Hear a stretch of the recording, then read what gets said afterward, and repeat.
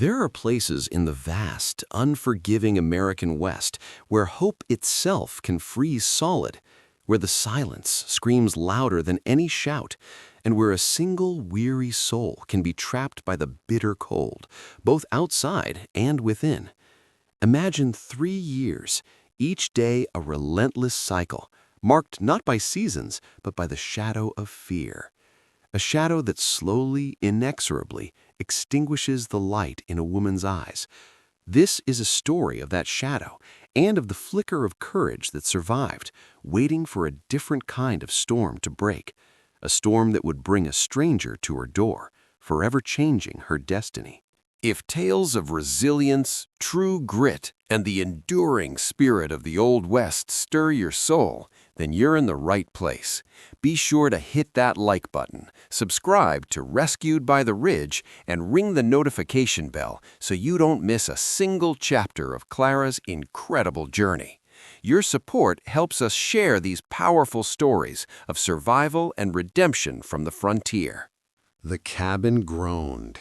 Each gust of wind felt like a giant's breath, rattling the loose panes of glass and whining through the cracks in the log walls. Outside, the world was a blinding white fury, a blizzard that had held the mountain pass in its icy grip for 3 days. Inside, Clara shivered, though not entirely from the cold. The fire in the hearth was a meager comfort, its flames dancing weakly against the encroaching gloom. For 3 years, this small, isolated cabin had been her entire world. 3 years of listening to the wind, of watching the seasons turn from a single, dusty window, of marking time by the absence and presence of one man.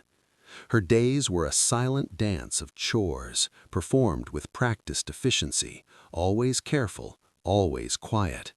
She moved like a shadow, her footsteps light, her voice a forgotten whisper even to herself. There was a constant knot in her stomach, a cold dread that never truly thawed. Every creak of the floorboards, every rustle outside could be him returning. Jeb. She straightened a stack of worn blankets, her hands chapped and rough. Her gaze fell on a chipped tin cup on the rough-hewn table. It was empty, just like the cupboard. Jeb had ridden out for supplies a week ago, promising to return when the storm broke. The storm, however, had only intensified. Clara was alone, but the oppressive weight of his presence still hung in the air, a phantom menace. She knew the rules. She knew what happened if things weren't exactly as he left them. She didn't need reminders etched into her skin anymore. The fear was now etched into her very soul. A sudden, jarring knock echoed through the small cabin. It wasn't the wind. It was sharp, deliberate. Clara froze, her heart leaping into her throat. Jeb. He wasn't due back for another day, maybe 2, even with the storm. But the knock, it was too heavy, too insistent for a branch, and it didn't have the familiar, demanding rhythm of Jeb's arrival. This was different. This was a stranger. Another knock, louder this time. Her breath hitched. Who could possibly be out in this blizzard, and what did they want? Clara stood motionless, her hands white-knuckled as she gripped the back of a wooden chair. Every instinct told her to hide, to crawl beneath the floorboards and disappear. In this wilderness, a stranger at the door was rarely a harbinger of peace. But the cabin offered no sanctuary, and the wind outside was a cold executioner. The knock came a 3rd time, followed by a muffled voice that barely cut through the gale. It wasn't the harsh, gravelly command of Jeb. This voice was deep, resonant, and carried a weary edge. "Hello in the cabin. I'm seeking shelter for a man and a horse. I've no ill intent, but the cold is settling in deep." Clara's legs felt like lead as she moved toward the heavy oak door. She pulled back the iron bolt, a sound that usually signaled her own imprisonment, and eased the door open just a crack. A blast of freezing air and needles of snow swirled into the room, instantly stealing the meager warmth of the hearth. Standing there was a mountain of a man. He was draped in a heavy buffalo hide coat, frosted over with a thick layer of white. His wide-brimmed hat was pulled low, but beneath it his eyes caught the flickering firelight. They weren't the eyes of a predator. They were the eyes of someone who had seen 1,000 miles of trail and just as many hardships. He looked at Clara, and for the first time in 3 years, someone didn't look at her like she was a piece of property. He looked at her with a quiet, somber respect. "Begging your pardon, ma'am. The trail gave out 2 miles back. My name is Silas. I'm a drover by trade. I don't mean to intrude on your home, but the mountain is unforgiving tonight." Clara's legs felt like lead as she hesitated. Her mind raced with the rules Jeb had instilled in her. Never speak to travelers, never open the door. But there was a fundamental truth to the Old West that transcended fear, the code of the West. In these territories, turning a soul away in a blizzard was a death sentence. To deny shelter was to commit a crime against humanity itself. Clara stepped back, swinging the door wider. Silas led his shivering horse onto the covered lean-to just outside, then stepped over the threshold. As he pulled off his heavy gloves, his eyes swept the room. He saw the single plate, the lack of firewood, and the way Clara stood in the corner, arms wrapped tight around her chest. He saw the way she watched the door, waiting for someone else to follow him in. Silas took a long, slow breath of the smoky air. He didn't move toward her. He stayed by the door, giving her space. "It's just me, ma'am," he said softly, as if sensing the invisible walls she had built. "Just a man glad to be out of the wind." But as the ice began to melt from his beard, Silas's gaze settled on a heavy leather strap hanging by the hearth, and the look in his eyes changed from weariness to a sharp, silent understanding. Silas stood by the door, a towering silhouette against the frosted wood. He didn't move aggressively, he didn't even raise his voice, but Silas was a man who lived by his eyes. As a tracker, he was trained to see what others missed, the broken twig, the disturbed silt in a stream, the way a deer froze before a predator struck. And here, in the dim light of this lonely cabin, he saw the signs of a soul under siege. He watched Clara. She was busy now, her hands moving with a frantic, mechanical energy. She poked at the fire, her movements jerky and rehearsed. She wouldn't meet his gaze. To a casual observer, she was just a shy frontier woman. To Silas, she was a person living in a state of constant alert. He saw the way she avoided certain patches of the floor, as if expecting them to trigger a trap. He saw the way she checked the window every few seconds, her eyes wide with a terror that had nothing to do with the storm outside. "The woodpile's low, ma'am," Silas said quietly, his voice a low rumble that seemed to settle the frantic air. He didn't ask why, he simply observed. He looked again at the heavy leather strap by the hearth. It wasn't for a horse. It was clean of trail dust, but worn smooth by frequent use. He looked at the bruises on Clara's wrists, half hidden by her sleeves, yellowing at the edges. Educational value. In the isolated reaches of the 19th century frontier, the lack of immediate law enforcement meant that domestic situations were often hidden from the world. However, the community of mountain men and trackers developed a keen sense of intuition. They relied on reading the sign, a survival skill used not just for hunting, but for understanding the human landscape and identifying those in distress. Silas moved to the table, keeping his hands visible and slow. He set down a small leather pouch of coffee, a luxury in these parts. "I've seen a lot of cabins from here to the Tetons," he began, his voice conversational and calm. "Most have a warmth that comes from more than just a fire. This one feels like it's holding its breath." Clara stopped. A piece of kindling snapped in her hand. She looked at him then, her eyes searching his face for a trick, for a threat, but she found only a steady, unwavering kindness. "He'll be back," Clara whispered, The first words she had spoken since he entered. It wasn't a welcome, it was a warning.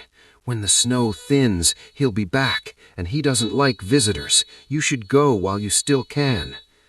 Silas pulled out a chair, the heavy wood scraping against the floor. He didn't sit, but he rested his hand on the back of it. He looked directly at her, cutting through the layers of fear she had spent years building. "I've spent my life following trails, ma'am," Silas said firmly. "Some lead to water, some lead to gold, but right now I'm looking at a trail that leads right out that door. The question is, if that door opens, will you stay here in the dark, or will you walk out into the light?" Clara's breath hitched. The silence that followed was heavy, pregnant with the weight of 3 years of unspoken pain. The wind shrieked against the logs, but for the first time, the danger outside felt smaller than the danger within. The silence in the cabin was so thick it felt like it might shatter. Clara stared at Silas, her chest heaving as his words hung in the air. "Will you stay in the dark, or will you walk out into the light?" No one had ever asked her what she wanted. For 3 years, her life was a series of reactions to someone else's whims. The idea of a choice felt heavier than the mountain itself. "I can't," she whispered, her voice cracking. She looked at the door, then at the window where the white drifts were piling high. "The world out there, it's too big. And Jeb, he'll find me. He says there's nowhere the ridge doesn't reach and nowhere I can hide that he won't see." Silas didn't laugh or dismiss her fear. He knew that the greatest chains weren't made of iron, they were made of words and isolation. He walked slowly to the window, his heavy spurs jingling softly, a sound of the trail, of movement, of freedom. "Jeb is a man who builds a world out of shadows to make himself look tall," Silas said, looking out at the storm. "I'm headed to a place where the law is more than just a word, and where neighbors look out for one another. It's 3 days' ride to the settlement. 3 days of cold, yes, but it's 3 days toward a life where you don't have to flinch at the sound of a boot on the porch." Clara looked around the cabin. She saw the scarred table, the empty larder, and the leather strap hanging like a coiled snake by the fire. If she stayed, she knew exactly what her future held, more of the same until there was nothing left of her. If she went, she might freeze, or she might be caught, but for the first time in 1,000 days, there was a might that involved hope. She saw Silas reach into his coat and pull out a sturdy pair of wool-lined mittens, laying them on the table. "I'm leaving when the gray light hits the trees," he said simply. "My horse is strong enough for 2, and my word is my bond. I won't force you, Clara. A rescue isn't a rescue if you're dragged. It has to be your feet that cross that threshold."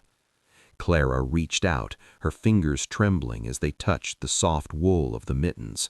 She looked at the door. The wind was still howling, but the sound was different now. It didn't sound like a warning. It sounded like a call. Slowly, with a determination that seemed to catch Silas by surprise, she stood tall. She walked to the wall and took down her thin, tattered shawl, but then she paused. She reached for Jeb's heavy winter coat, the one he'd left behind. She put it on, reclaiming the warmth he had stolen from her. "I'll be ready," her voice finally steady. "I'm not staying for the shadow to come home." The gray light, Silas promised, was barely a smudge on the horizon when the time came. The world was a ghost-white landscape, muffled and treacherous. As Clara stepped off the porch, the snow swallowed her legs to the knees. The cold didn't just touch her, it bit deep, a sharp physical reminder of the stakes. But as the cabin door clicked shut behind her, a different kind of chill left her bones. For the first time in 3 years, she wasn't waiting for the hammer to fall. Silas was already with the horse, a sturdy, deep-chested bay that stood calm despite the swirling flakes. He didn't rush her.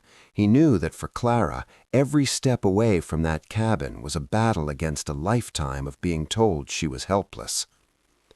"The mountain is a teacher, Clara," Silas said, his voice low and steady as he helped her up onto the saddle behind him. "It doesn't care who you were back there. It only cares about how you move right now. Keep your weight centered. If you feel your toes go numb, wiggle them. Don't let the sleepiness take you." As they began their descent, Silas began to narrate the world around them, turning the terrifying wilderness into a map of survival. He pointed out the snow ghosts, conifers so heavily weighted with ice they looked like hunched figures. He explained how to read the lean of the drifts to find the solid ground of the trail beneath. Educational value. Winter travel in the high Sierras or Rockies required specialized knowledge. To prevent snow blindness, mountain men would often blacken the skin beneath their eyes with charcoal. They also practiced post-holing prevention, leading horses through deep snow by following the natural ridges where the wind had packed the powder into a firm, walkable crust. The physical exertion was immense. Clara clung to the back of Silas's heavy coat, her face tucked against his shoulder to escape the stinging needles of ice. Every muscle in her body ached, a sharp contrast to the dull internal ache she had carried for years. This pain was different. It was the pain of effort, the pain of moving forward. Suddenly, the horse shifted, its ears pinning back. The wind had shifted, and for a fleeting second, the heavy curtain of snow parted. Clara looked back toward the high ridge they had just descended. Down in the valley, a tiny dark speck was moving through the white, a lone rider, pushing a horse hard through the drifts. Her heart hammered against her ribs like a trapped bird. She didn't need to see the face to know the silhouette. Jeb was back. He hadn't waited for the storm to break. He was following their tracks, and the wind wasn't blowing hard enough to cover them. "Silas," she gasped, her breath a plume of frost. Silas didn't look back. He gripped the reins tighter, his jaw setting like granite. "I see him, Clara, but the mountain has two sides. We just have to reach the timberline before he reaches the crest." The transition from the high, exposed ridges to the shelter of the timberline felt like descending into another world. The ancient pines active as a natural cathedral, their heavy boughs intercepting the worst of the blizzard. Under the jagged overhang of a granite cliff, Silas finally called a halt.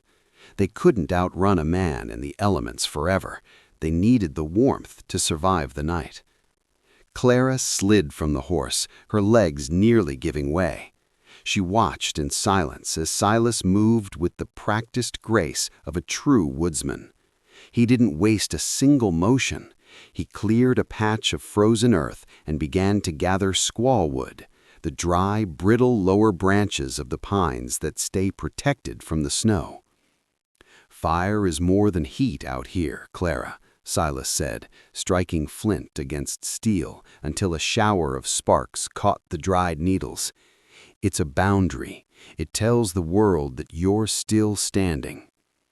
As the small flame grew into a steady blaze, Silas did something Clara hadn't expected. He stepped back and handed her the tin pot. "I'll see to the horse. You're the captain of this fire now. Keep it fed, but don't let it gorge. A small fire keeps you close. A big one just wastes your wood." Educational value. In the Old West, firecraft was a vital survival skill.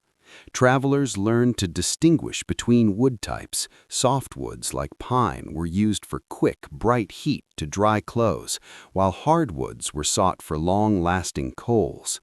For those escaping pursuit, the Dakota fire pit, a hole dug into the ground with a side vent, was often used to hide the light of the flames from being seen across great distances.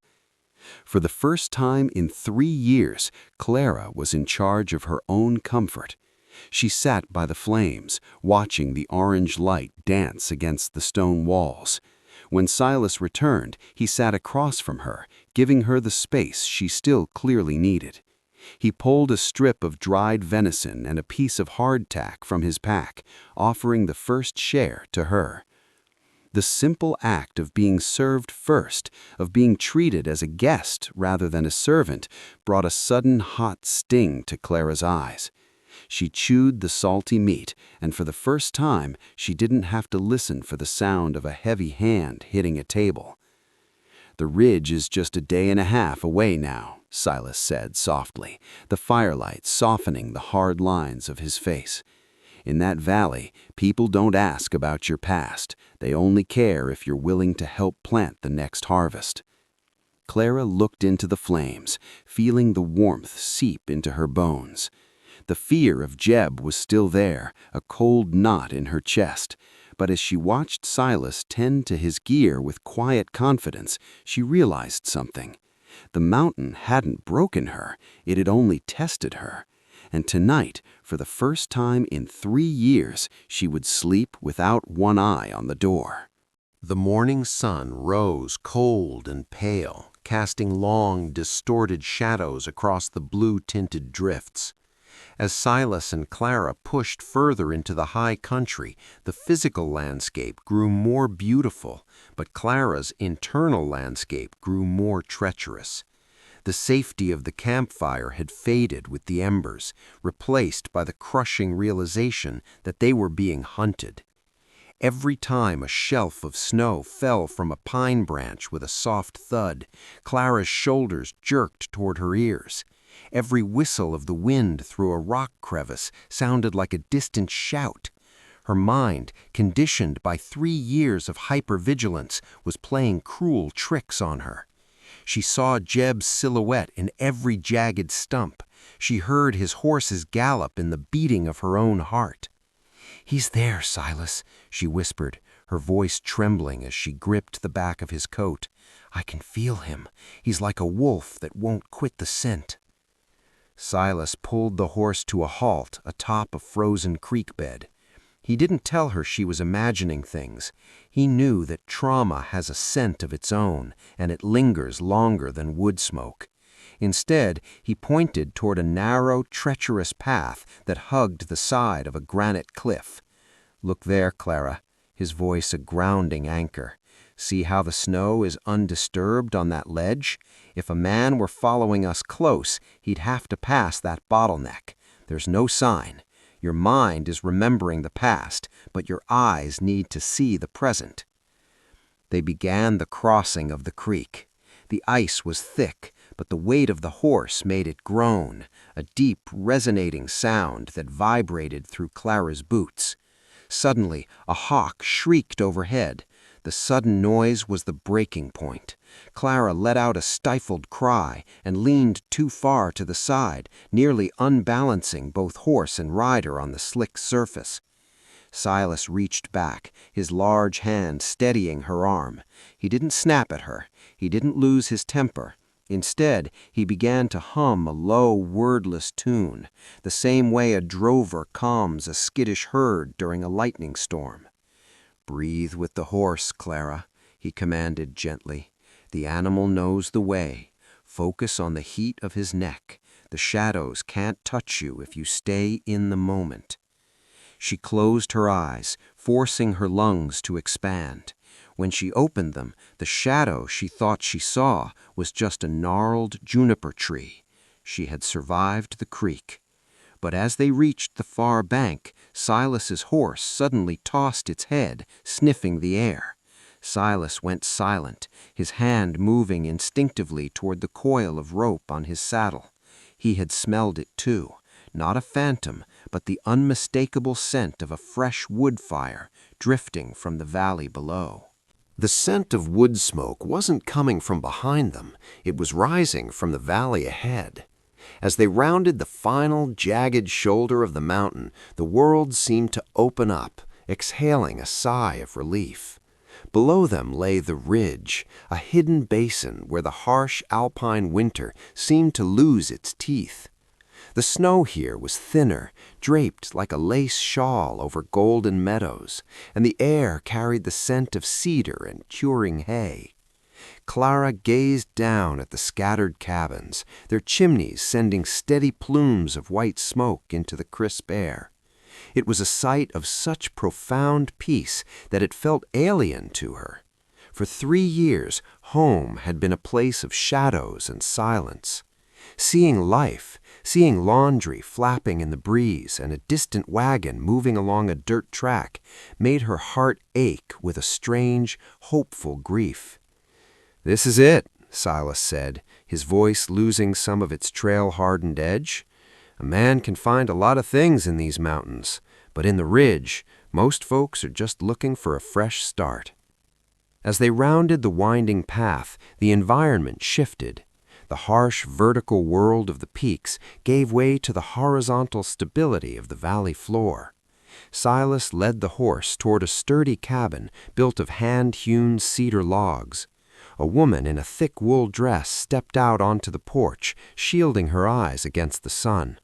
This was Sarah, Silas's sister, a woman with hands calloused from work and eyes that held a deep, quiet understanding of the frontier.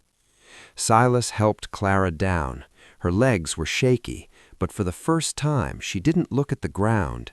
She looked at Sarah, who didn't ask for an explanation or a name. Sarah simply stepped forward, took Clara's cold hands in her own, and said, "The kettle's just started to whistle. Come inside, sister. You've come a long way." Entering that house was like stepping into a dream. There were books on a shelf, a rug on the floor, and the smell of baking bread. It was a place where things were built to last, not just to endure. Clara sat by the window, watching the sunset paint the mountains in hues of violet and gold. For a moment, she allowed herself to believe she was safe. But as the light faded, she saw Silas standing by the porch, his eyes fixed on the mountain pass they had just descended. He knew what she was trying to forget.